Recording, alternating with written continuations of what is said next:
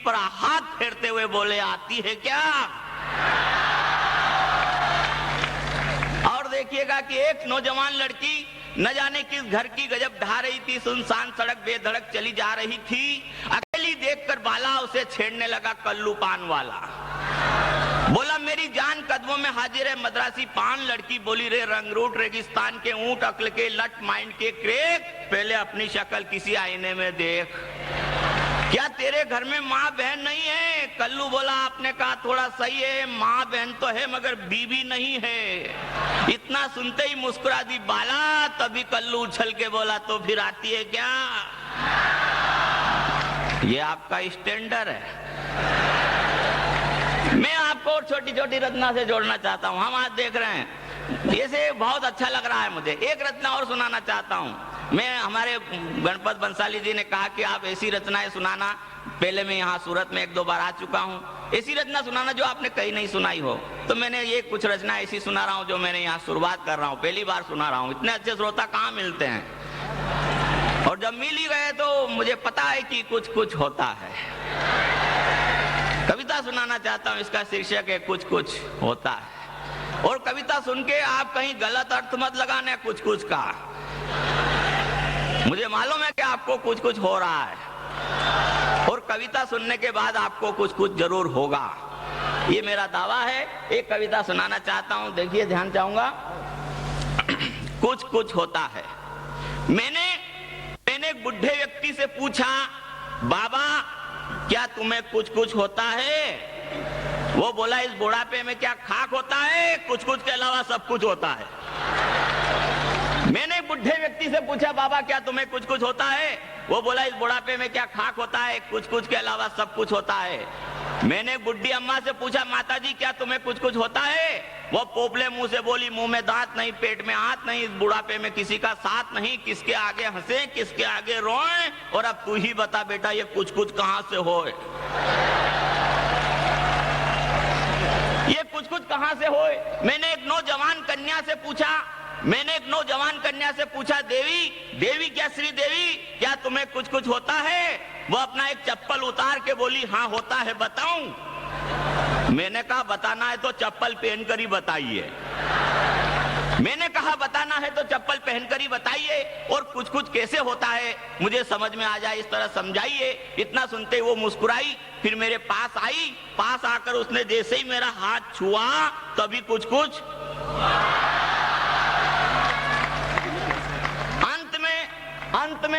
अंत में मैंने हिंदुस्तान के एक आम आदमी से पूछा,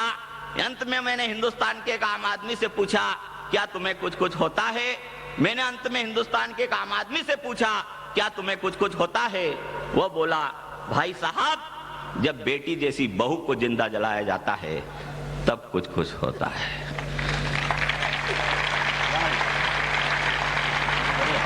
वह बोला, भाई साहब जब बेटी जैसी बहू को जिंदा जलाया जाता है तब कुछ कुछ होता है। जब पटेल व नेहरू वाली संसद में फूलन को बिठाया जाता है तब कुछ कुछ होता है। जब देश की सुरक्षा सौदे में कमीशन खाया जाता है तब कुछ कुछ होता है। जब पशुओं का चारा नेताओं द्वारा चबाया जाता है तब कुछ कुछ होता है। जब देश की सुरक्षा सौदे में कमीशन खाया जाता है तब कुछ कुछ होता है। जब पशुओं का चारा नेताओं द्वारा चबाया जाता है तब कुछ कुछ होता है। जब चंद्रशेखर आजाद और भगत सिंह को आतंकवादी बताया जाता है तब कुछ कुछ होता है। जब महात्मा गांधी को गोडसे के हाथों बार बार मरवाया जाता है तब कुछ कुछ होता है। महात्मा गांधी को गोडसे के हाथों बार बार मरवाया जाता है तब कुछ कुछ होता है। जब सरकई लोग खटिया जाड़ा लगे जैसे अश्लील गाने को सरेआम गाया जाता है और मां सरस्वती की वंदना पर प्रतिबंध लगाया जाता है तब मेरा मन भीतर से रोता है। तब मुझे कुछ कुछ होता है, तब मुझे कुछ कुछ होता है, तब मुझे। बहुत बढ़िया, बहुत बढ़िया। मैं गम तक क्या कहेंगे, कहाँ गया हो?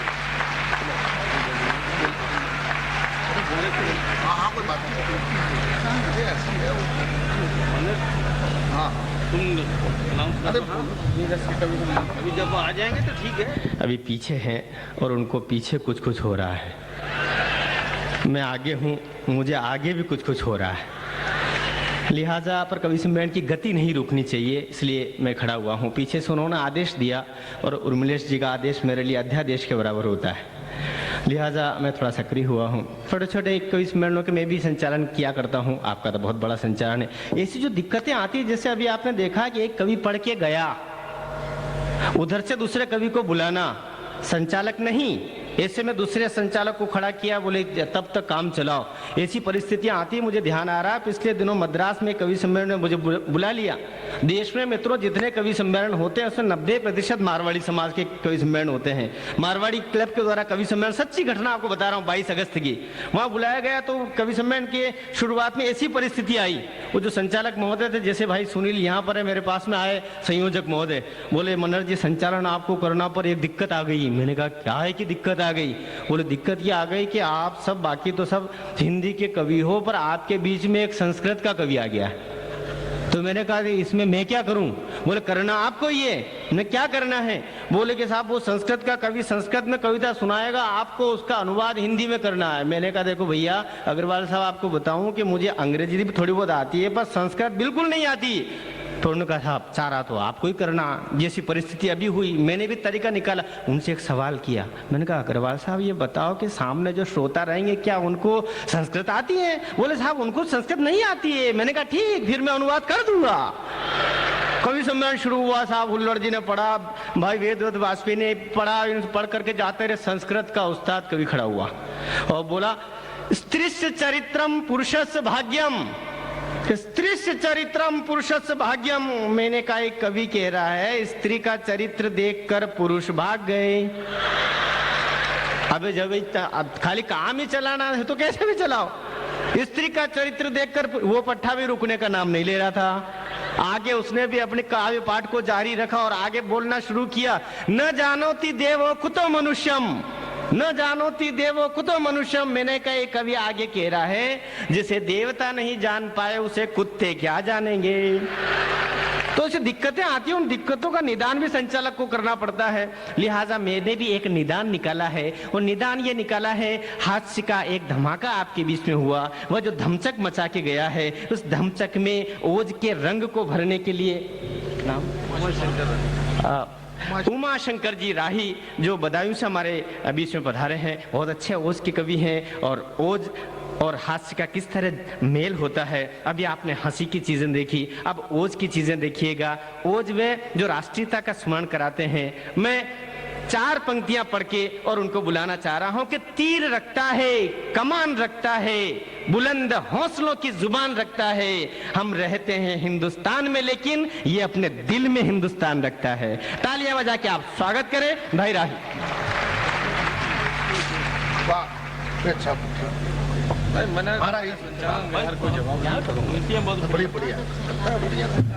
बढ़िया संचालक है ये।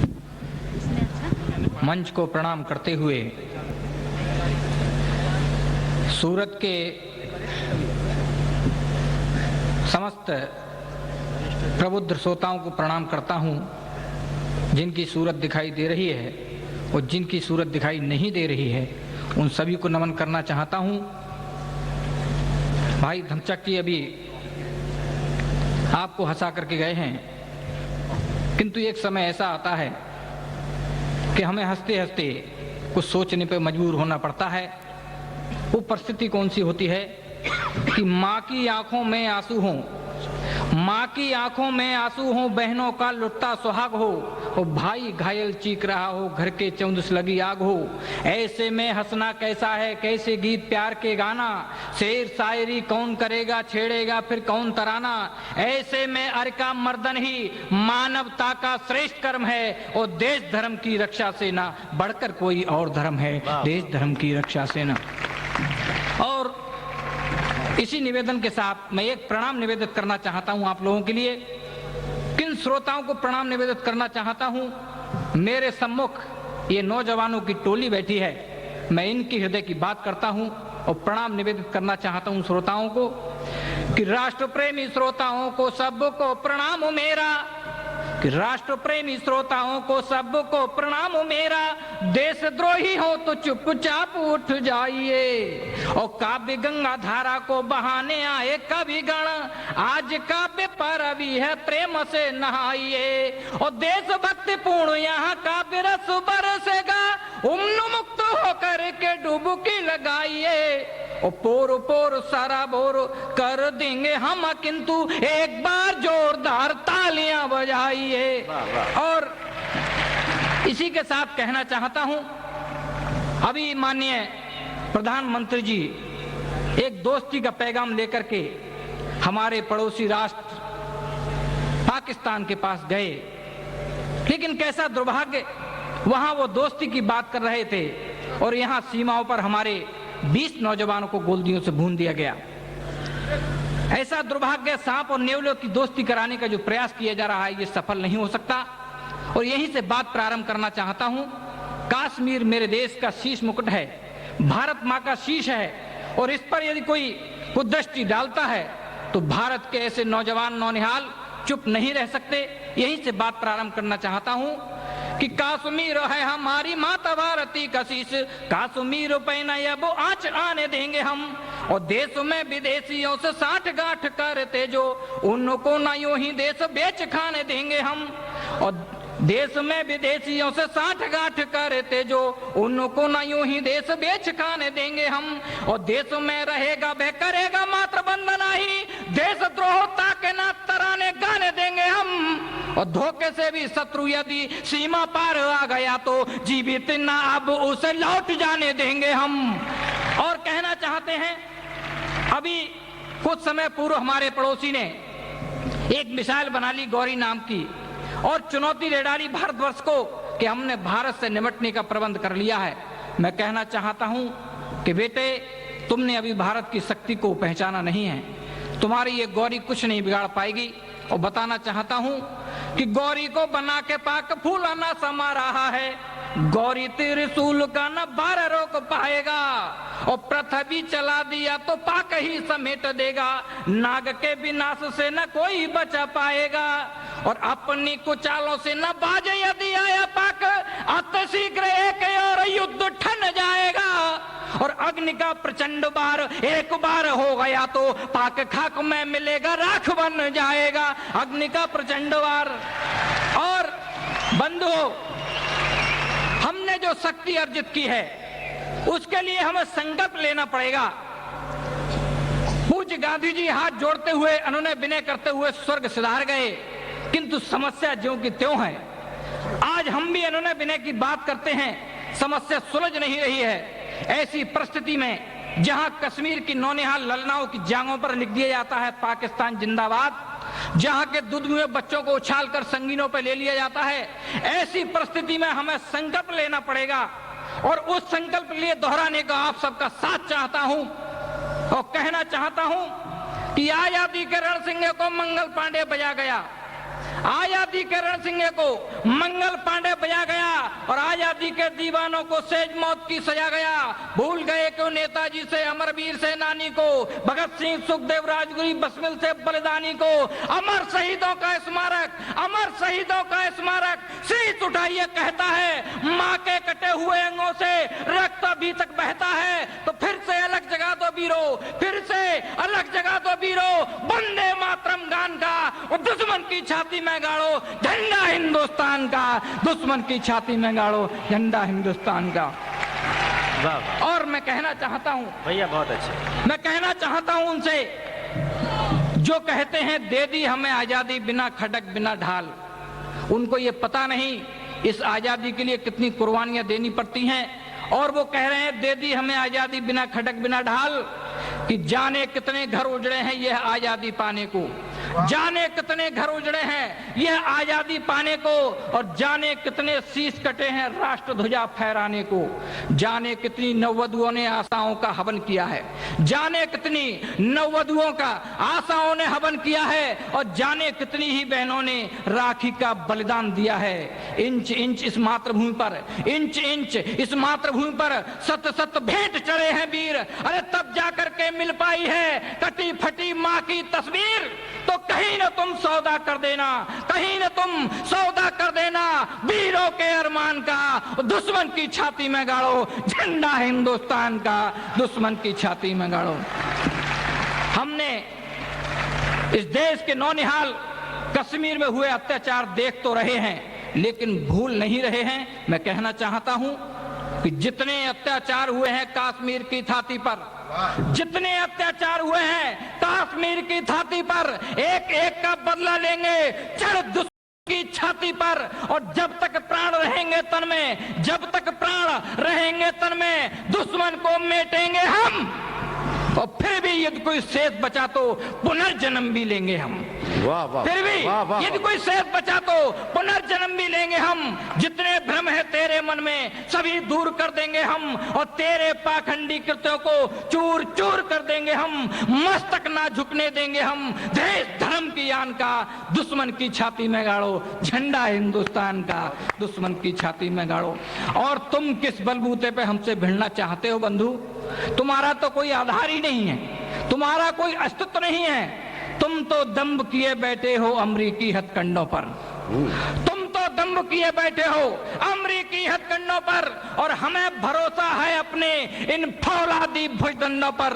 जब जब भारत के वीरों ने केसरिया बाणा धारा है, धरा थरथरा उठी सहम कर, महाकाल भी हारा है। समर भूमि में उतरेंगे तो आर पार होगा संग्राम, और दुनिया के नक्शे में अब की नहीं रहेगा तेरा नाम। तेरा पूरा देश बनेगा खंडहर कब्रिस्तान का, दुश्मन की छाती में गाड़ो झंडा हिंदुस्तान का, दुश्मन की छाती में गाड़ो। और अंतिम बंद के साथ कहना चाहता हूं कि बेनजीर थी पाकी मलका हमको आंख दिखाती थी, बेनजीर थी पाकी मलका हमको आंख दिखाती थी, और भारत के वीरों के सम्मुख तनिक नहीं टिक पाती थी। जब जब हमने क्षमा किया है तब तब उसका दगा रहा, और छुरी भोंकता रहा पीठ में, बना हमेशा सगा रहा। जब जब क्षमा किया है हमने तब तब उसका दगा रहा, छुरी भोंकता रहा पीठ में, बना हमेशा सगा रहा। अरे सीमाओं से लुक छुप करके, सीमाओं से लुक छुप करके होती है बमबारी है, लगता है दुश्मन ने फिर से अपनी मौत पुकारी है। उठो जवानों नाम मिटा दो, उठो जवानों नाम मिटा दो इस पाकी शैतान का, और दुश्मन की छाती में गाड़ो झंडा हिंदुस्तान का, दुश्मन की छाती। वाह वाह वाह वाह, बढ़िया बढ़िया राही जी, बहुत बढ़िया। ये थे उमाशंकर राही, जिन्होंने नौजवानों की रक्त शिराओं को पूरी तरीके से प्रवाहित कर दिया। और यहाँ सभी नौजवान बैठे हुए हैं। मैं तो देख रहा हूँ कोई भूतपूर्व नौजवान है और कोई वर्तमान नौजवान है। मैं किसी को यहाँ बुढ़ा नहीं कहूँगा। मैं देख रहा था हमारे एक्साइज कमिश्नर माननीय अनंतराम जी के लिए, और वो पहले चूंकि सेना में रहे हैं और बहुत ऊंची पोस्ट पर रहे हैं, वो भी तालियां बजा रहे थे, और उनको लग रहा था कि हाँ कोई कवि ऐसी बात कह रहा है जो निश्चित रूप से किसी सैनिक के हृदय की बात हुआ करती है।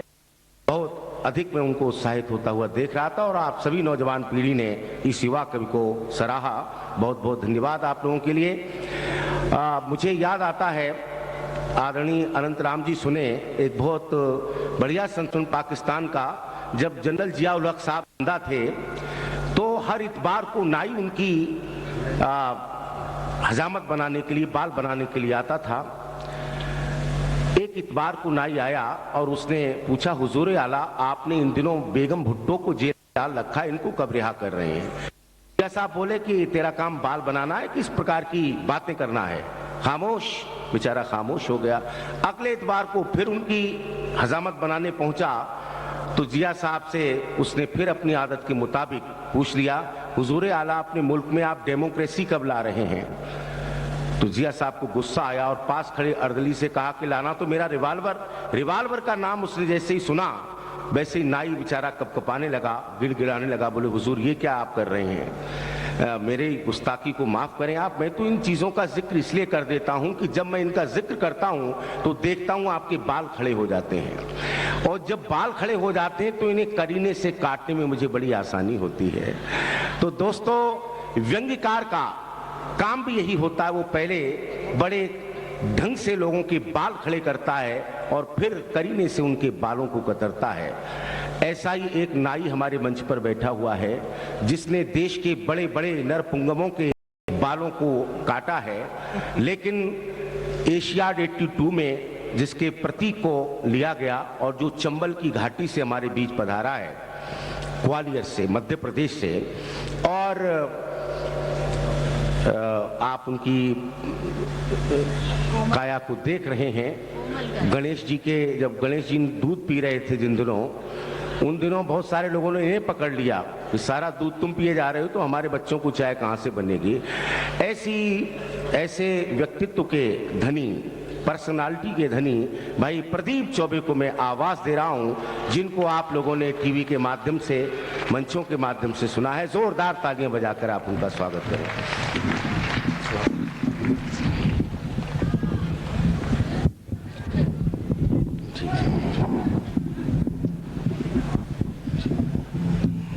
धन्यवाद। मैं आप सभी को प्रणाम कर लेता हूं। लड़कों के बीच में हूं।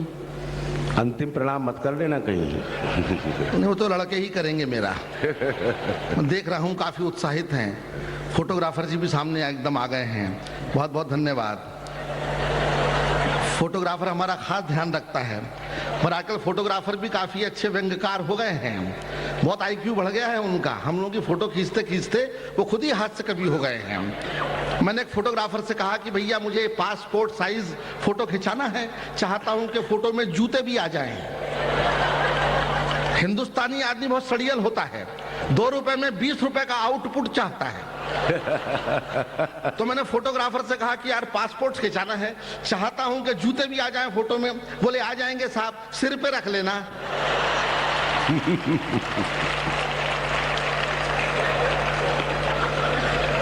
तो आजकल तो किसी से बात करना भी गुनाह है, क्या पता कब क्या हो जाए। मैं तो बहुत डरता हूं, लेकिन आज जिस माहौल में यहाँ पर कविता पढ़ने का मौका मिल रहा है, ये एक अद्भुत माहौल है। बहुत सजीला, बड़ा शालीन, सामने बिछा हुआ है कालीन, उस पर कवि बैठे हुए हैं कुलीन। वाह। तो सुनाता हूँ, बैठ जाइए। जो लोग देर से आ रहे हैं उनका स्वागत है। हम माफी चाहते हैं, कुछ हम ही लोग जल्दी आ गए थे। और जो लोग देर से आते हैं उनको सुविधा है, उनको पता लग जाता है कि चीफ गेस्ट कौन था। लेकिन कोई बात नहीं है, कॉलेज का प्रोग्राम है, आप लोग बहुत मजा ले रहे हैं। सुन लीजिए, मेरी बात छोटी छोटी है, सुनाना चाहता हूं। और सूरत में इतनी बार आ चुका हूं कि इस बार आने से बच रहा था कि बार बार क्या जाना। पर गणपत भंसाली जो हमारे बड़े जघन्य मित्र हैं, बड़े खतरनाक मित्र हैं, व्यापारी आदमी है, काफी खोपड़ी तेज है। बोले चौबे जी आना पड़ेगा, कार्यक्रम कॉलेज का है और अपना सुनील भाटिया बड़ा प्यारा दोस्त है, उसके लिए आना पड़ेगा। जब बहुत जोर दिया तो मैंने आने का मन बना लिया। मैंने कहा ठीक है यार, जब ऐसी बात करो तो आऊंगा। तो होशियार आदमी, व्यापारी आदमी है, बोले आओगे मगर पैसा कितना लोगे। मैं समझ गया कि दोस्ती में सस्ते में निपटाना चाहता है।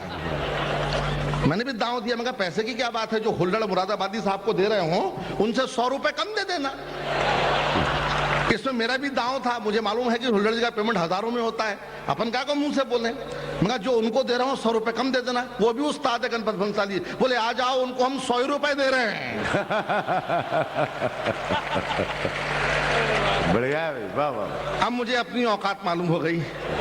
जब हुल्लड़ मुरादाबादी के ही 100 रुपए हैं तो मेरी क्या औकात है, आप समझ सकते हैं। मैंने कहा गणपत भैया, जब उनको 100 रुपए दे रहा हूं तो मैं मेरी तो इज्जत ही मिट्टी में मिल जाएगी। तो वो बोला कि आपकी मिल जाएगी तो मिट्टी की क्या इज्जत रह जाएगी। मैं समझ गया कि अब मैं फंस गया महान लोगों में, अब ज्यादा बोलना बेकार है, सुनाना काम अपना है। मुझे गणेश जी बता दिया। चंबल का डाकू कुलदीप शर्मा जी साहब यहाँ पे बैठे हैं, हमारे पुलिस कमिश्नर साहब। मैं बताना चाहता हूँ कि डाकू बता बता के मुझे उखाड़ने का काम किया जाता है।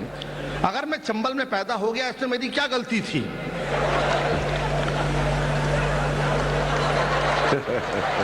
आप मेरी गलती बताइए। कोई मैंने एप्लीकेशन दी थी? अब मैं वहां पे हो गया, और चंबल डाकुओं का इलाका है, डाकुओं का प्रोडक्शन वहां पर होता है। चंबल का पानी इतना फर्टाइल है कि वहां डाकुओं की खेती होती है, और खेती खूब फसलें जो होती हैं बहुत लहलहा के आती हैं, क्योंकि पुलिस वाले उसमें खाद का काम करते हैं। ये मैं मध्य प्रदेश की पुलिस के बारे में कह रहा हूं। गुजरात की तो बहुत ही अच्छी है।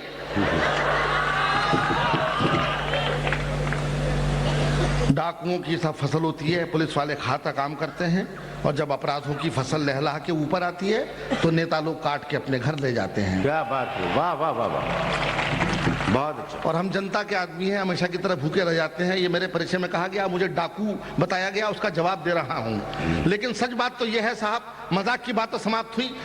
गंभीर बात यह है कि हमारे यहाँ पर एग्रीकल्चर नहीं, एंग्रीकल्चर होता है। हर आदमी नाराज मिलेगा आपको। डाकू इतने ज्यादा होते हैं कि कहना पड़ता है कि हर तीसरे घर में आपको डाकू मिल जाएंगे। मेरा घर दूसरे नंबर पे है।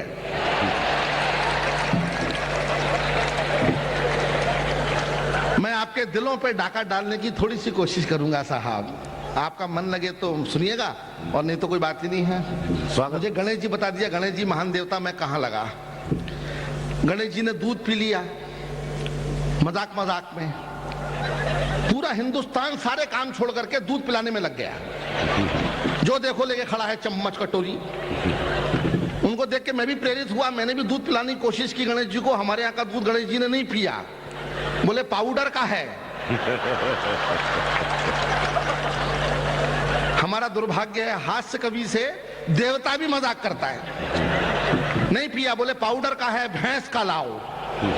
मैंने कहा हमारे घर में इतनी जगह ही नहीं है, एक टाइम में एक ही बंधेगी। नहीं, मेरा मतलब भैंस से ही था। आप मेरे घर की कल्पना न कीजिएगा, नहीं तो घर पहुंचना मुश्किल हो जाएगा मेरा। तो छोटी सी कविता मैंने लिख दी, मजा लीजिए। कभी हमेशा अपनी घटनाओं से प्रभावित होता है। गणेश जी ने जब दूध पिया तो फिर हमने किया। हमारे मोहल्ले के नेताजी बहुत प्रसन्न थे गणेश जी के दूध पीने के कारण। हमने कहा नेताजी आप इतने प्रसन्न क्यों हैं? बोले हम इसलिए प्रसन्न हैं कि जब देवता तक खा पी रहा है। वाह वाह वाह वाह वाह, बढ़िया। तो हम नेताओं का रास्ता तो खुल गया। और मेरे कान में नेता बोला कि ये तो देवता है जो जनता का दूध पी रहा है, हमें मौका मिलेगा तो जनता का खून पी जाएंगे। वाह वाह, कहां से बात निकलती है उसे सुन लीजिए। गणेश जी ने चम्मच से दूध पिया। अपनी बात शुरू करता हूं कि गणेश जी ने चम्मच से दूध पिया तो एक जिज्ञासु ने हमसे प्रश्न किया कि आप भी अपनी प्रतिक्रिया बताइए। हमने कहा दूध तो केवल बहाना था, गणेश जी को भी चमचे चाहिए। वाह।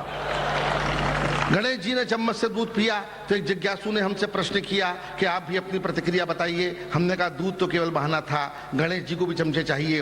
गणेश जी बहुत बड़े देवता हैं, मुझ जैसा छोटा आदमी उनके बारे में क्या कह सकता है? मैं तो उनकी सवारी से प्रभावित हूं जिसका नाम है चूहा, और जिसका जलवा आज से 3-4 साल पहले सूरतवासी देख चुके हैं। इसी सूरत में प्लेग फैला था उस चूहे के मारे। एक चूहे ने पूरे सूरत को बदसूरत कर दिया। डर के मारे लोग छोड़ के भागने लगे सूरत। मुंबई पहुंच गए, पूरा सूरत बदसूरत हो गया, खाली हो गया। पूरा हिंदुस्तान चूहे के मारे, प्लेग के मारे हिल उठा। ग्वालियर तक में प्रतिक्रिया हुई। अखबार में कार्टून छपा, उस कार्टून में एक चूहा मूंछों पे ताव दे करके भागते हुए आदमी से पूछ रहा था, अब बता बेटा कौन है चूहा? बहुत बढ़िया, वाह वाह वाह वाह। साहब मैं आपसे कुछ भी नहीं कह रहा, जो कुछ दिखा कवि ने वो लिखा। चूहे ने मुझे ये मैटर दिया, मैं चूहे का अपने बाल बच्चों समेत आभारी हूं। वाह। ये हिंदुस्तान है जहां पर होता रहता है। बड़े धार्मिक संप्रदाय हैं, पूरे देश में संत लोग रामायण की कथा पढ़ते रहते हैं। पूरा देश धार्मिक में, रामायण में होता रहता है। लेकिन हिंदुस्तान की असलियत मैं जानता हूं। मुझे याद है कि एक आदमी, एक धार्मिक आदमी, ईश्वर में आस्था रखने वाला आदमी चूहा मारने की दवा लेने दुकान पे गया। चूहा मारने की दवा लेने दुकान पे गया और दवा खरीदने के बाद में उसने बड़ी बारीकी से दुकानदार से पूछा कि ये बताओ कि जीव हत्या का पाप किस पे लगेगा, क्योंकि मैंने तो केवल खरीदी है, स्टॉक में तो तुम्हारे पास थी। तो दवा खाने के बाद में चूहे मरेंगे तो जीव हत्या का पाप किस पे लगेगा? दुकानदार मुस्कुरा के बोला, बेक हटके ले जाओ, ना पाप तुम पे लगना ना मुझ पे। बोले क्यों? बोले चूहे मरेंगे तब ना। दवा बेचो, मरीज मरना नहीं है, दुकानदार को जिंदा रहना है, ये सब बातें हिंदुस्तान में होती हैं। चूहों का मामला समाप्त करता हूं। आप लोग बड़े बारीक श्रोता हैं, बढ़िया बढ़िया बात सुन रहे हैं। चूहों पर एक अंतिम बात सुनिए और व्यंग्य की ओर बढ़ते हैं। मैंने डॉक्टर उर्मिलेश से पूछा कि तू मुझे आज ये बता दे कि तू चूहा है कि पति। अच्छा, तू चूहा है कि पति?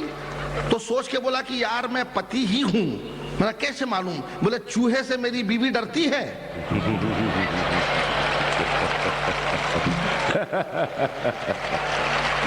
क्या बात। उसी समय मैंने गणेश जी से प्रार्थना की है, भगवान मेरे मित्र को अगले जन्म में चूहा ही बनाना। वाह। मैंने कई बार अपनी पत्नी को डांटा है कि अपने घर की सारी बातें अपने मायके वालों को मत बताया करो, लेकिन वो कमबख्त मानती नहीं। ये भी होना था, मैं जानता था। क्या करें साहब, हमारी बड़ी प्रॉब्लम है। मैंने इतने के सम्मान में इतनी बात कही, लेकिन मैं क्या करूं, मैं बड़ा दुखी आदमी हूं ताराचंद जी। हमेशा हमने जिंदगी में गंभीर बात की। दुनिया में जितने आप लोग गंभीर बैठे हुए हैं, इतना ही मैं भी गंभीर हूं। हर आदमी दर्द से पैदा हुआ है, हर बच्चा रोता हुआ पैदा होता है। मैं भी रोता ही पैदा हुआ था, लेकिन हास्य कवि की सील लग गई है, इसलिए हमें कोई भी आदमी गंभीरता पूर्वक लेता नहीं है। मैं किसी से कोई भी बात कहता हूं तो आदमी समझता कि चौबे जी पता नहीं है क्या कह रहा होगा, इसलिए आदमी जवाब पर, सवाल पर उल्टा जवाब दे देता है। मैं अपने कुत्ते के लिए बिस्किट लेने के लिए गया, दुकानदार से कहा कि कुत्ते को खिलाने वाले बिस्किट मिल जाएंगे? वो बोला चौबे जी बांध दूं कि यहीं खाएंगे? और आप भी हंस रहे हैं साहब, यही हमारा दुर्भाग्य है साहब। दुकान पर तो जाना पड़ता है, मैं भी एक आम आदमी हूँ, कवि नहीं हूँ, कवि हूँ तो दुकान पर जाना पड़ता है, बाजार में जाना पड़ता है, मगर बोले बांध दूं कि यहीं खाएंगे? एक अंडे वाले कह गया हमारे घर में कुत्ते पले हुए, अंडे लाना पड़ता है। तो मैं दुकानदार से मैंने पूछा कि अंडे कैसे दिए? नहीं, आदमी ऐसे पूछता है भाई दुकान। मैंने दुकानदार से पूछा कि अंडे कैसे दिए? वो मुझे ऐसे देखने लगा जैसे मैं उसे मुर्गी समझ रहा हूं। मैंने कहा अंडे कैसे दिए? वो बोला चौबे जी आप भाव पूछ रहे हैं कि तरीका? मैं कहा तरीके से मुझे क्या मतलब है, तूने कैसे भी दिए हो? अभी तो मेरे को भाव बता दे भाई। मगर इमेज खराब है कि हास्य कवि है, पता नहीं क्या है। मेरा बच्चा खराब अंडे खरीद लाया दुकान से, मेरा बच्चा खराब अंडे खरीद लाया, वापस करने में गया, दुकान पे एक आदमी बैठा था, मैंने पूछा कि अंडे आपने दिए थे? नहीं, आदमी ऐसे पूछेगा। मैंने पूछा अंडे आपने दिए थे? वो बोला कितने बजे की बात है? मैं कहा अंडे भी घड़ी दे के देता है क्या?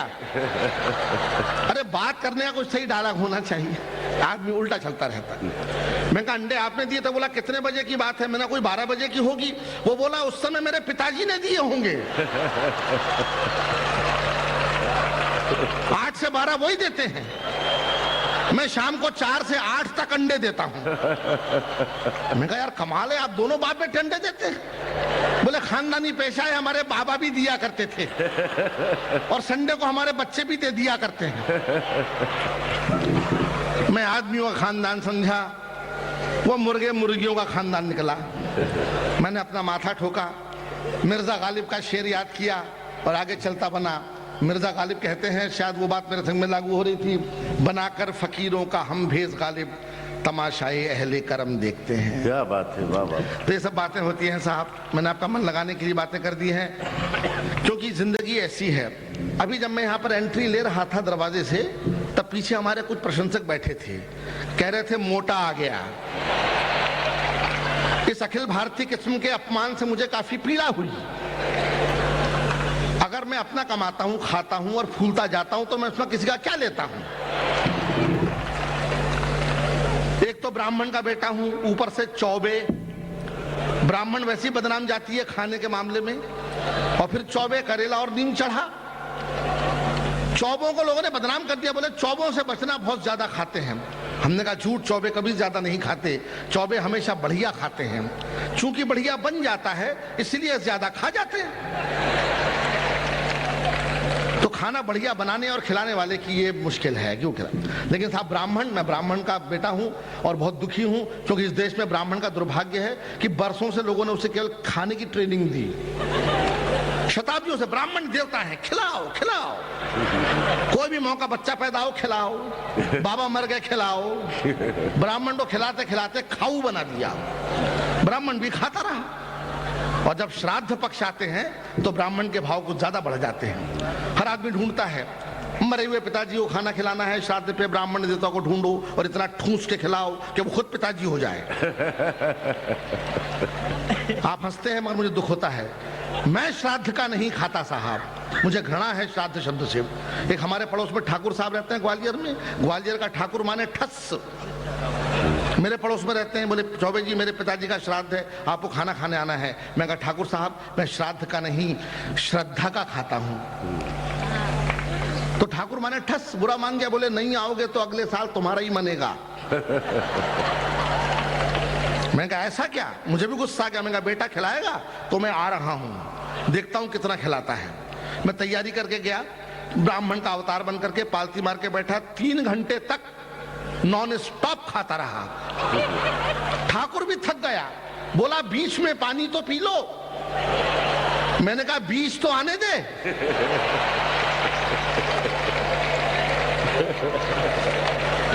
आप बताइए, खिला रहा है और घबरा रहा है। बोला बीच में पानी तो पी लो। मैं कहा बीच तो आने दे, बीच में तू मत आ, वरना मैं कभी कभी वो भी खा लेता हूं। ठाकुर ऐसा भागा फिर नहीं दिखा। ऐसा होता है हिंदुस्तान में, पेट की अनंत संभावनाएं हैं, पता नहीं पेट में कभी कभी क्या चला जाए।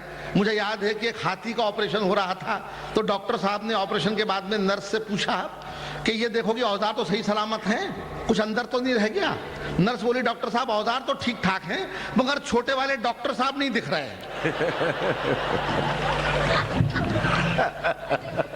पता नहीं पेट में क्या क्या चला जाए। छोड़िए, मैं अपनी समस्या बताता हूं। ये मेरा वेट और मेरा पेट जो आप देख रहे हैं, ये खाने के मारे नहीं, मस्ती के मारे फूल गया है। और आदमी हमें बोलता है, हमारे मित्र हैं बहुत दिनों बाद मिले, हुल्लड़ मुरादाबादी जी, बोले क्या बात है बेटा बड़े फूल रहे हो। मैं कहा दादा इसमें हमारा क्या दोष है, जब हमारी शादी हुई थी तो दादी ने पति पत्नी को आशीर्वाद दिया था कि खूब फूलो फलो, तब से मैं फूल रहा हूं, वो फल रही है। आशीर्वाद काम कर रहा है, मेरा क्या दोष है बताइए। लेकिन साहब बातें कितनी भी कर लो, हमें भुगतना तो पड़ता है। हमने एक रिक्शे वाले से कहा, माया जी सुनिएगा मेरी समस्या क्या क्या है। हमने रिक्शे वाले से कहा स्टेशन चलोगे, हमने रिक्शे वाले से कहा स्टेशन चलोगे, वो बोला चलो। हमने कहा पैसे, तो बोला 2 रुपए किलो।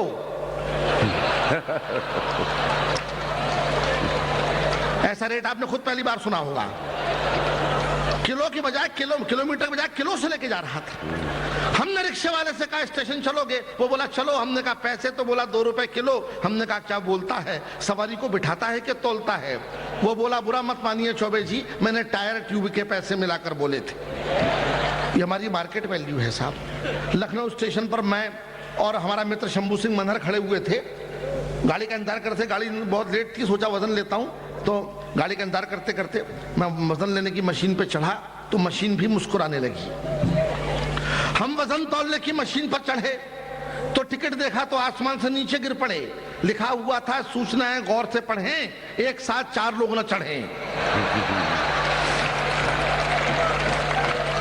हम वजन तौलने की मशीन पर चढ़े, टिकट देखा तो आसमान से नीचे गिर पड़े। लिखा हुआ था सूचना है गौर से पढ़ें, एक साथ 4 लोग न चढ़ें। टिकट शंभू सिंह मनहर को दिखाया, वो भी मुस्कुराया, बोला दादा ट्राई करता हूं। मशीन पर चढ़ा, सिक्का डाला, टिकट निकाला। इस बार लिखा हुआ था वजन तो रखें। हास्य कवियों की मुसीबत है, हर आदमी उन्हें छेड़ देता है। बड़ी मुसीबत है साहब। मैं तो गुस्से में घर से बाहर निकलना नहीं चाहता, मगर कभी कभी निकलना पड़ता है। आकर्षण होता है समाज में। एक अमेरिकन पिक्चर आई थी जुरासिक पार्क, आपने देखी होगी। वो भीम का प्राणी डायनासोर पे बनी थी, वही उसका हीरो था। पूरी दुनिया में हिट हुई, हमारे ग्वालियर में लगी। मैं भी देखने के लिए गया। मैं टिकट लेने क्यू में खड़ा ही हुआ था कि लोग बाग मुझे ऐसे देखने लगे जैसे मैं ही डायनासोर हूं। कुछ लोग तो टिकट वापस करके जाने लगे, बोले पिक्चर क्या देखना, हीरो तो यहीं खड़ा है। यहां तक तो मैंने बर्दाश्त कर लिया, लेकिन आधे घंटे के बाद में सामने वाला मुझसे पलट के बोला धक्का क्यों दे रहे हैं भाई साहब। मैं कहा धक्का कौन दे रहा है, सांस भी ना छोड़ूं।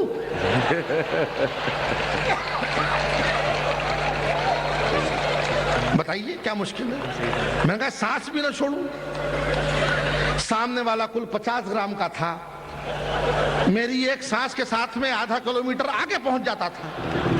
आदमी अपना वजन बढ़ाता नहीं है, मुझे कोसता है, तब मेरा दुखी दिल सोचता है, डॉक्टर कहता है वेट कम करो, बीवी कहती है पेट कम करो, सुनील माठिया कहता है रेट कम करो। मैं तीनों से कहता हूं कि मैं गरीब आदमी हूं, मुझ पे रहम करो, मुझ पे रहम करो। हाँ कुछ और साहब, आज के माहौल में आपने सारे कवियों का बड़ा मन रख लिया, इतनी तालियां बजाई हैं, इतना माहौल दिया है कि आज कवि कई प्रकार से खुल रहे हैं। नहीं, मैं आप बिल्कुल भावुकता की बात नहीं कर रहा, बिल्कुल प्रैक्टिकल बात कर रहा हूं। अब ये 1 मिनट रोक देना भाई, चाय है कैसे, कॉफी है। ये ऐसा अक्सर होता है, जब मैं मेहनत करता हूं तो दूसरा खाता पीता रहता है, और मैं ब्राह्मण होकर के ये नहीं देख सकता कि दूसरा खाए पिए। लेकिन हिंदुस्तान में ऐसा ही है, तुम मेहनत करो, मजे दूसरे करेंगे।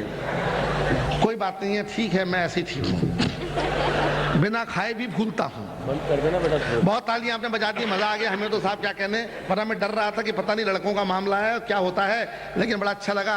एक बार हम लोग मिलिट्री कैंटोनमेंट एरिया में प्रोग्राम के लिए गए मेहता साहब, तो वहां पर बड़ी प्रॉब्लम हो गई। वहां पर अब डिसिप्लिन का मामला, जो बैठे हुए मिलिट्री के जवान, 2 घंटे मैंने मेहनत की, किसी ने मुस्कुरा तक के नहीं दिया। सारी मेहनत मैंने कर डाली, सारे लतीफे सुना दिए, कविताएं सुना दी, पर कोई हंसने को तैयार नहीं जवान। जब कार्यक्रम समाप्त हुआ तब मेजर साहब बोले अब जवान हंसेगा। वो मेजर साहब के ऑर्डर का ही इंतजार कर रहे थे। तो आप लोग जवान नहीं, आप लोग नौजवान हैं, मुझे मालूम है, सुन रहे हैं, बहुत बढ़िया बात है। मैं थोड़ा आपको सुना देना चाहता हूँ, हंसी मजाक की बात है, उसके बाद में माहौल और आगे बढ़ेगा। आज की शाम बहुत शानदार है। मेरे बड़े भाई बॉम्बे में रहते हैं और वो बहुत देश के लोकप्रिय कवि हैं, फिल्मों में काम करते हैं। शैल चतुर्वेदी आपके यहाँ आ चुके हैं। हाँ। मेरे सगे बड़े भाई हैं, एकदम सगे हैं, इसमें एक संशोधन की जरूरत है मगर, कि वो मेरे दूर के सगे भाई हैं। दूर के इसलिए कि बीच में 4-5 भाई बहन और भी हैं। शैल जी से हाथ मिलाना तो पहले 4-5 उनसे मिलाना पड़ता है, तब जाके शैल जी से मिलने की नौबत आती है। बंबई में रहते हैं, फिल्में बनाते हैं साहब, आप उनको देखते रहते हैं टीवी वगैरह पर, तो बहुत बड़े स्टार हैं। तो पिछले दिनों बंबई गया तो बोले चलो तुम क्या घर में पड़े हुए हो, तुमको दिखाते हैं जरा शूटिंग वूटिंग क्या होती है। मैंने क्यों नहीं, बॉम्बे में shooting, Bombay is dying because Gwalior is shooting. तो मैं हमेशा मस्ती के मूड में रहता हूँ, चलिए देखते हैं, शायद अमिताभ बच्चन ही दिख जाए या उसका जूता ही दिख जाए, अपन उसी में खुश हो लेंगे। मगर साहब दुर्भाग्य हमारा, शूटिंग कैंसिल हो गई है और राम गोविंद साहब बैठे हुए हैं, जरा आप भी सुन लीजिए। राम गोविंद साहब यहाँ बैठे हैं। राम गोविंद जी फिल्म डायरेक्टर, प्रोड्यूसर, कई फिल्में उन्होंने की हैं डायरेक्ट, आज हमारे सामने बैठे हुए हैं, फिल्मी की दुनिया के आदमी हैं। तो मैं बताना चाहता हूँ कि फिल्मों से भी व्यंग्य कैसे मिलता है, उसका भी मजा लीजिए। आंखें हैं, जो दिखा वो लिखा। स्टूडियो में घूम रहा था मैं और फिल्मों के पोस्टर लगे थे। शूटिंग तो कैंसिल हो गई साहब, हमें देखने को नहीं मिली, तो जो फिल्मों के पोस्टर लगे हुए थे वो मैंने देखने शुरू किए टाइम पास करने के लिए। हर हिंदुस्तानी फिल्मी पोस्टर को बहुत गौर से देखता है और कवि हो तो बहुत ही गौर से देखता है। जो कुछ मैंने दिखा, क्या सीन दिखा, तत्काल डायरी में लिखा।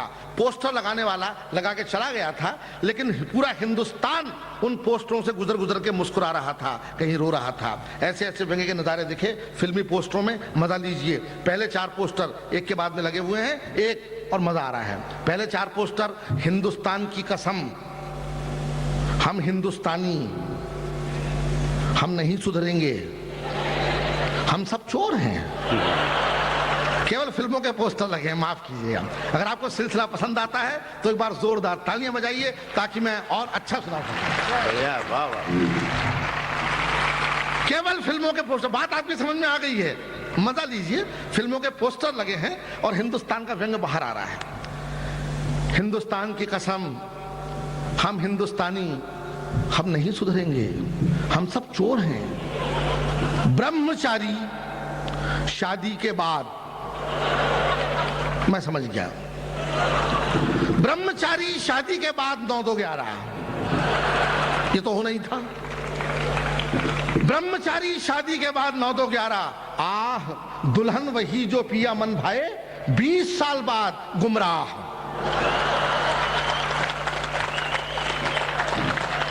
20 साल बाद धोखा दिया, आदमी कहां जाए? आह दुल्हन वही जो पिया मन भाए, 20 साल बाद गुमराह झील के उस पार। आन मिलो सजना, 2 गज जमीन के नीचे मैं इंतकाम लूंगा। वाह वाह वाह वाह वाह। प्यार करने का ये भी तरीका है। झील के उस पार आन मिलो सजना, 2 गज जमीन के नीचे मैं इंतकाम लूंगा। और देखिए कुछ ऐसे शीर्षक हैं जो हमारे घरों में प्रवेश कर रहे हैं। पति पत्नी जानी दुश्मन, पति पत्नी जानी दुश्मन, बाप बेटा हम आपके हैं कौन? बेटा बाप को बाप मानने को तैयार नहीं है। क्या संस्कृति आ गई? पति पत्नी जाने दुश्मन, बाप बेटा हम आपके हैं कौन? खून का बदला खून, भाई हो तो ऐसा। क्या बात, वाह वाह वाह। खून का बदला खून, भाई हो तो ऐसा। देवर भाभी आओ प्यार करें। ऐसा भी देखने को मिलता है सब समाज में। सारे सीन पोस्टरों के माध्यम से हिंदुस्तान के गाल पे तमाचा मार रहे थे। देवर भाभी आओ प्यार करें, चोर पुलिस एक दूजे के लिए, चोर पुलिस एक दूजे के लिए। और देखिए क्या पोस्टर था, पवन पुत्र हनुमान घर बसा के देखो। बेचारे हनुमान जी को भी नहीं छोड़ा। पवन पुत्र हनुमान घर बसा के देखो। और अंतिम 3 पोस्टर थे, गांधी एक बार चले आओ, हसीना मान जाएगी। बहुत अच्छा, वाह वाह वाह।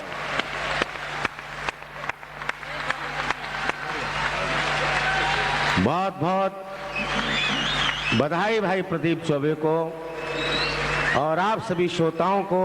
इतने प्यार से और इतने दुलार से आपने कविता को, खास तौर से हास्य को सम्मान दिया। क्योंकि आज के जमाने में प्यारे दोस्तों सब कुछ महंगा हो चुका है, सब कुछ सस्ता हो गया, लेकिन हंसी आजकल बहुत महंगी हो गई है। या तू दीवाना हंसे या तू जिसे तौफीक दे, वरना इस दुनिया में आकर मुस्कुरा सकता है कौन। आज मुस्कुराहट वाकई बहुत महंगी हो गई।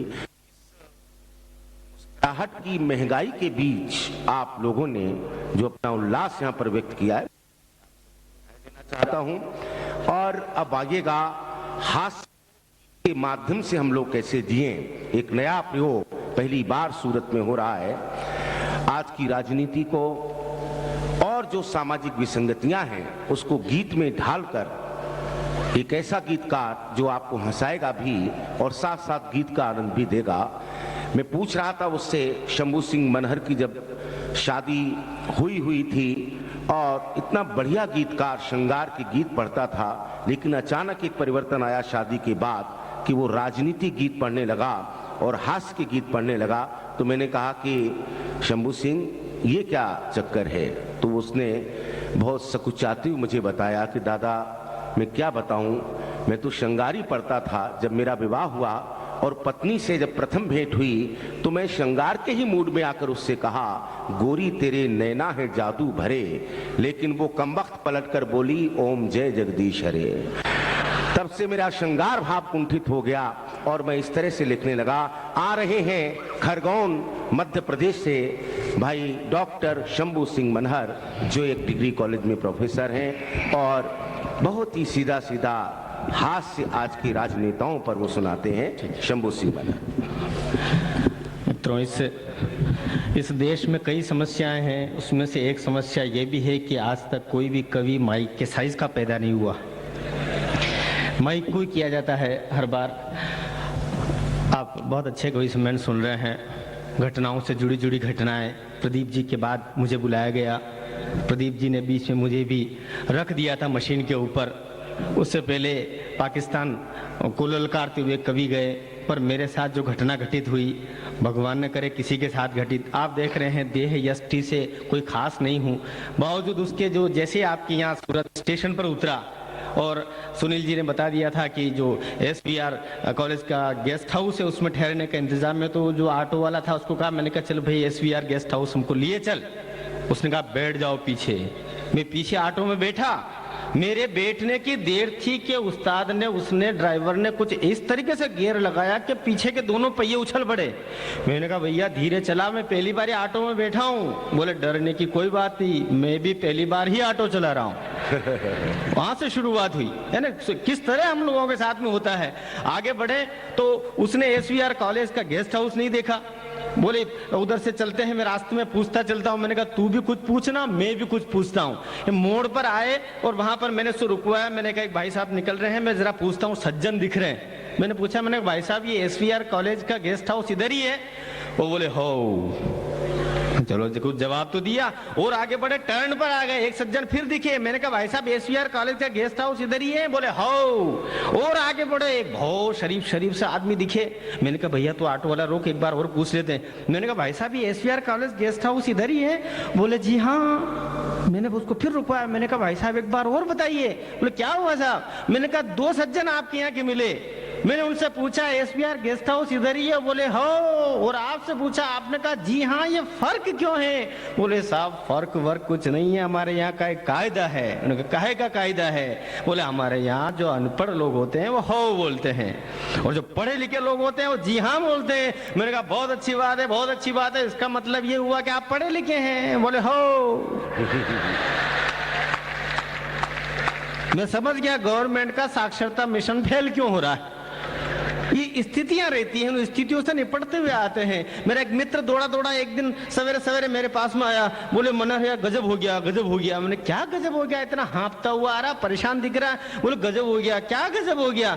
बोले तुम्हारी भाभी ने जुड़वा बच्चों को जन्म दिया। तो जुड़वा बच्चों को जन्म दिया, होते रहते हैं, तो एकदम परेशानी की क्या बात है? बोले परेशानी ये नहीं है, परेशानी अब होने वाली है। ने क्या परेशानी है? बोले तुम्हारी भाभी ने कहा कि दोनों इन बच्चों का जो जुड़वा बच्चे हैं इनका नाम मिलते जुलते रखना है। मैंने कहा इसमें भी कोई की परेशानी है? बोले ये मेरे बस की बात नहीं है। मैंने कहा तू किस तरीके का नाम है पहले मुझे बता, मैं तेरी समस्या का निदान करता हूँ। बोले भाई 5-6 बच्चे पहले से थे। बोले एक बच्चे का नाम है गिरिधर, एक बच्चे का नाम है लीलाधर, एक बच्चे का नाम है मुरलीधर, एक बच्चे का नाम है श्रीधर। मैंने कहा अब ऐसा कर, एक का रख ले इधर, एक का रख ले उधर। तो समस्याएं जो आती है उनसे उसी तरीके से निपटना पड़ता है। आदरणीय बहुत बढ़िया तरीके से कभी समय मैं अपने हास्य का रंग घोल रहे थे, मुझे ध्यान आया कई बार जो बहुत शरीफ से दिखते हैं वो बहुत खतरनाक हो जाया करते हैं। आप शक्ल सूरत पर नहीं जाया करें। मुझे ध्यान आ रहा है मेरे एक मित्र दुबे जी, बहुत शरीफ आदमी, चुपचाप अकेले में कोने में बैठे रहते हैं और किसी को कुछ नहीं कहते। उनके ऑफिस में एकमात्र वही आदमी थे जो चुपचाप रहा करते थे। एक दिन त्रिवेदी जी और चतुर्वेदी जी ने सोचा कि दुबे चुपचाप बैठा रहता है, आज इसको छेड़ते हैं, आज इसका मजा लेते हैं। कई बार इस तरह मित्रता में मजा लिया जाता है। त्रिवेदी जी और चतुर्वेदी जी बेचारे दुबे जी के पास में जो अकेला चुपचाप बैठे रहते थे गए। बोले यार दुबे तुम एक बात बताओ। बोले क्या बात बताओ? बोले यार बताओ कि तुम्हारा नाम दुबे क्यों? छेड़ दिया बेचारे को, तुम्हारा नाम दुबे क्यों? आप दुबे जी बड़े शातिर आदमी थे। बोले भैया ऐसा है, मेरा नाम दुबे जी इसलिए है, मैं दुबे इसलिए हूँ, मुझे मेरी माँ और मेरे पिताजी दो ने मिलके पैदा किया इसलिए दुबे। ये सुनने की देर थी कि त्रिवेदी जी और चतुर्वेदी जी ने कहा कि चलो अपन चाय पी के आते हैं।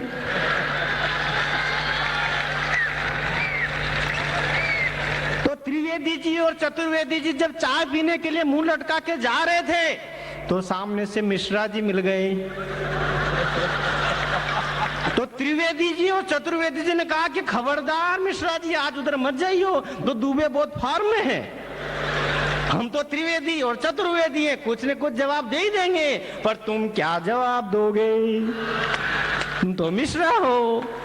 बहरहाल ऐसी कई बातें होती मित्रों में होती है और मित्रों को इस तरह छेड़ दिया जाता है, आनंद लिया जाता है। आप भी बहुत बढ़िया तरीके से कवि सम्मेलन सुन रहे हैं, आनंद की बात है, आनंद को आनंद की तरह लिया जाता है। हमारे एक मित्र ने पाकिस्तान को बीच में लतेड़ दिया, आदरणीय ने राही जी ने, बोले उसका ये कर देंगे पाकिस्तान, ये कर दें। मैं कहता रहता हूँ यार पाकिस्तान से इतना डरने की कतई बात नहीं है। बेचारे पाकिस्तान की जितनी कुल आबादी है उतने तो हमारे यहाँ साल भर जेलों में पड़े रहते हैं।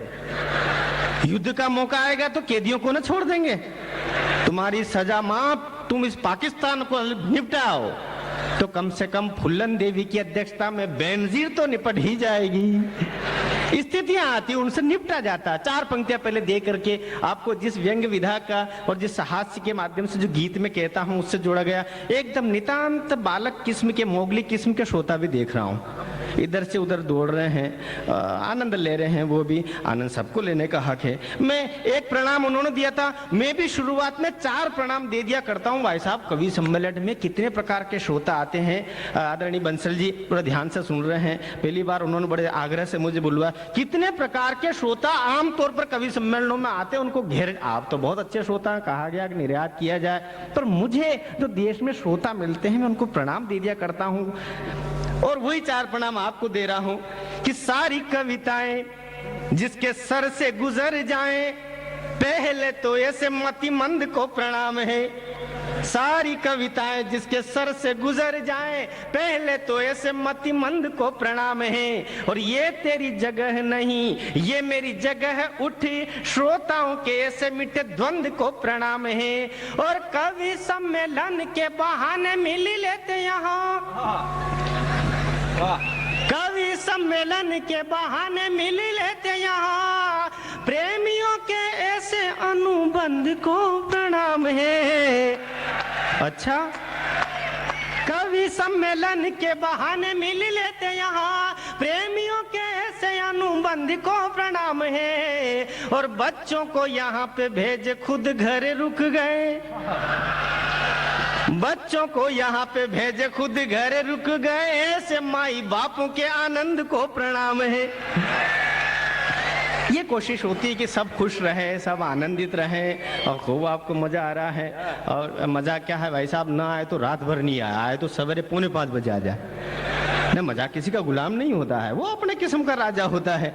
मैं आपको 4 पंक्तियां और देना चाहता हूं और गीत की उस विधा के नजदीक आपको पहुंचाने की कोशिश कर रहा हूं। आपको बात मेरी धीरे धीरे करके और आप तक पहुंचने की मेरी पूरी कोशिश है कि वहां तक मेरी बात आप तक पहुंचे। मुझे ध्यान आ रहा है दिक्कतें किस तरीके से आती है। एक कार्यालय में एक कर्मचारी अपना अधिकारी के पास गया और बोला, सर मेरी माताजी गुजर गई, छुट्टी दे दीजिए।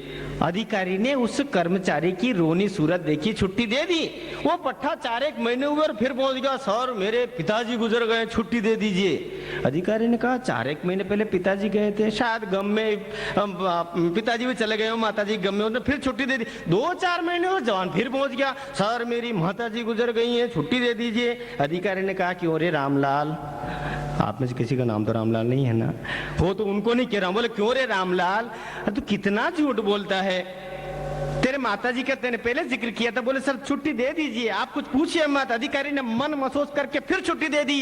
ऐसा जब उसने 6-6, 7-7 बार माताजी और पिताजी को गुजरा दिया और 8वीं बार फिर बोल गया, सर मेरे माताजी गुजर गई है, छुट्टी दे दीजिए। तो अधिकारी ने कहा क्यों रे रामलाल, अब तो सहा नहीं जाता, ये कैसे हो सकता है, तू सरासर झूठ बोलता है। उसने कहा रामलाल ने, सर मैं सही बोल रहा हूँ। बोले ऐसा कैसे हो सकता है। बोले सर ऐसा ऐसे हो सकता है कि मेरी माताजी गुजर गई तो पिताजी ने दूसरी शादी कर ली, फिर पिताजी गुजर गए तो माताजी ने दूसरी शादी कर ली। कभी माताजी गुजरती, कभी पिताजी गुजरते, कभी माताजी गुजरती, कभी मेरे घर में लगा ही रहता है और मुझे लगातार छुट्टियां लेनी पड़ती है।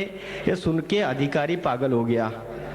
आजकल वो आगरा में है, उस जगह का अधिकारी आजकल रामलाल है। देश इस तरह चल रहा है। 4 पंक्तियां आपको देना चाह रहा हूं, गीत से और नजदीक पहुंचाने की मेरी कोशिश है। पंक्तियां निवेदन है कि भूल जाए दर्द यो सितम इस जहां के सारे, थोड़ी देर काव्य सरिता में आना हाइए। और गीत जो भी गुनगुनाऊं सामने में आपके यहाँ, अच्छा वो लगे तो साथ साथ गुनगुनाइए। शब्द लय धुन भाव जितने भी याद रहे, उन्हें निज अंतर के भीतर बसाइए। और गीत घर सुनने का मूड अब हो चला हो, दोनों हाथ खोल जरा तालियां बजाइए। गीत की अपनी विधा है। आपको अभी जिक्र आया था, नेताओं का जिक्र आया, मेरे मन में भी लगता है कि देश का नेता ऐसा होना चाहिए। एक तस्वीर मेरे मन में कभी उभरी थी, गुणों के आधार पे आपको लगता है कि हाँ सचमुच देश के नेता में ये गुण होना चाहिए, तो मेरे हौसले को आशीर्वाद दीजिएगा, पंक्तियों को आशीर्वाद दीजिएगा। मैंने कैसा सोचा, आपका आशीर्वाद चाहता हूं कि मर्यादा पालन में राम का आदर्शी और त्यागियों में हमको लखन जैसा चाहिए। मर्यादा पालन में राम का आदर्शी और त्यागियों में हमको लखन जैसा चाहिए, और नीति की निपुणता में किशन कन्हाई और दानियों में हमको करण जैसा चाहिए। तो खुशबू से जिसकी महक उठे देश पूरा, मन हमें जिसका चंदन जैसा चाहिए, और अर्जुन चाहिए न शरद पवार, हमें नेता अब टीएन शेषन जैसा चाहिए। अर्जुन चाहिए न शरद पवार हमें। एक और मैंने काम किया और बहुत खतरनाक काम किया, और देश का मैं एकमात्र कवि हूं जिसने ये हिम्मत दिखाई। 50 वर्ष की आजादी में मुझे लगा कि नेताओं पर से हमारा भरोसा उठता जा रहा है, हम अपराधियों की शरण में जाने लग गए हैं। तब मैंने कहा इस देश का कोई सबसे बड़ा अपराधी है तो वो है वीरप्पन, जिसको पिछली 3 केंद्र सरकारें और पिछली 4 राज्य सरकारें मिलकर नहीं पकड़ पा रही है। वीरप्पन चूंकि पैसे के बदले में काम करता है, मेरा जैसा फटीचर आदमी ने 1 करोड़ रुपया ऑफर किया, कल्पना कीजिए। पर आपको लगे कि